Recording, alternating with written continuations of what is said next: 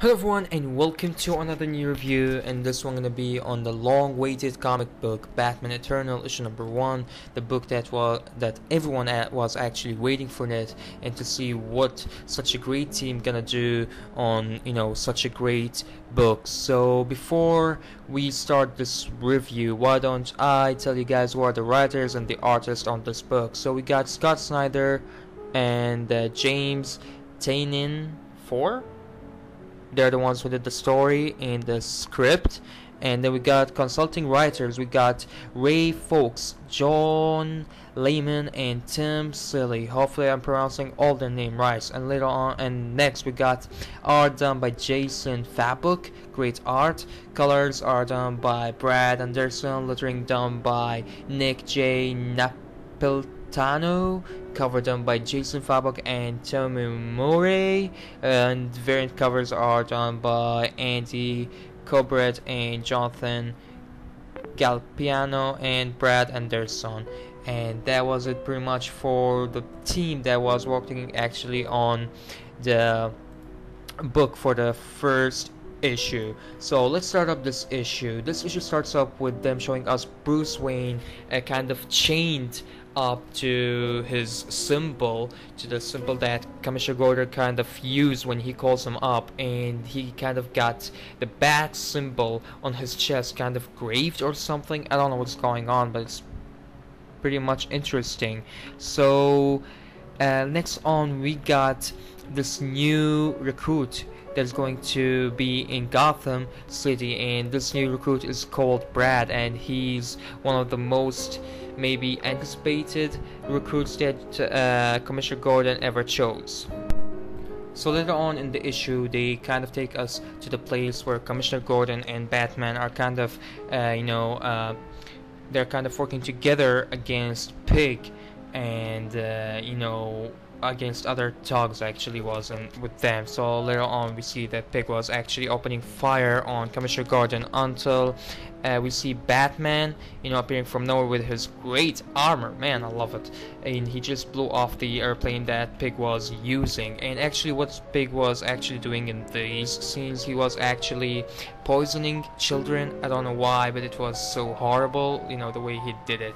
So later on we see this great panel where Batman and Commissioner Gordon are kind of teaming up together so they could take care of Pig and the other guys that were with him.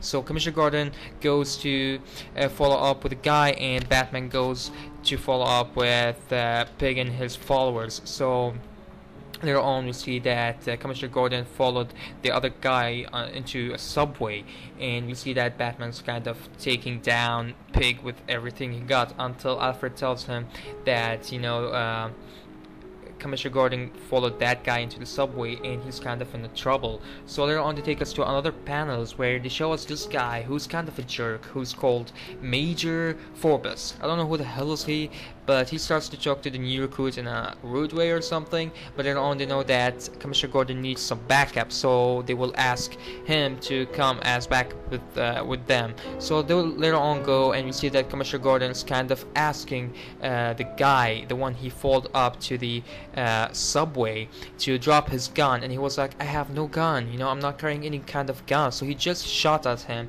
and surprisingly the bullet just went through and it just hit the box, and that box is a high voltage box, and it kind of blew away everything. And it not only blew the guy away, no, but it even played with the brakes of the trains that were coming on their way, and they just blow the train itself actually just blew up. And it was all because of the bullet that just went through, the bullet that Commissioner Gordon shot. And Batman was like, the guy wasn't carrying any kind of gun, he just shot at a guy that wasn't carrying a gun. So I think that he was under some kind of an hallucination or something.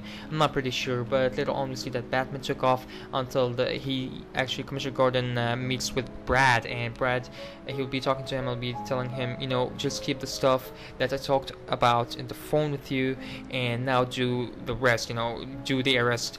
So Brad does the arrest in the end of the issue, and you see again, I guess, this is Bruce Wayne's face, completely full of blood. And next issue gonna be called James Gordon, Public Enemy issue number 1 or part number 1. So I'm pretty much looking forward to issue number 2. This issue was just great. I loved the writing.